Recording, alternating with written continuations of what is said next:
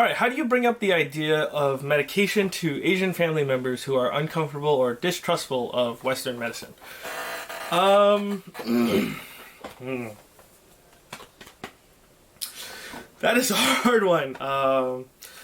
I think that there are different ways. It really, once again, it's those kind of situational things.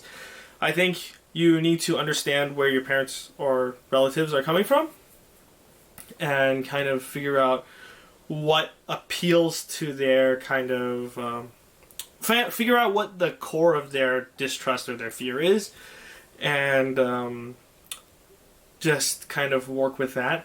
I think a lot of times it's just the lack of understanding, and if you can explain it to them in a way that they understand, then that might be kind of helpful. I know that a lot of at least especially for a lot of like low income immigrant families, it's really difficult because family members often don't have the education to be able to understand the intricacies of the science. So finding a way to present it to them where they can understand it is oftentimes difficult. So I would just kind of say that, yeah, it really just kind of depends on the situation with your family. And I can tell you about one situation where I've been able to kind of work through that with somebody, and the specifics of that were that in kind of explaining to them, like, hey, there's kind of something that's going on with my body. There's things that are not balanced, and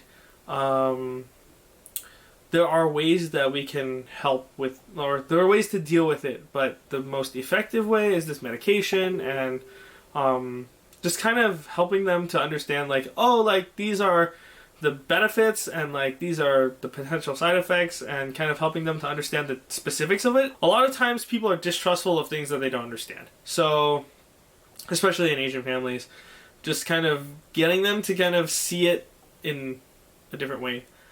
It's like putting on like a brace or something like that. It helps to heal faster, I guess, is one way to put it.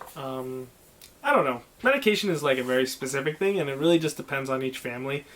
They are distrustful for different reasons, and it's just like a really murky subject.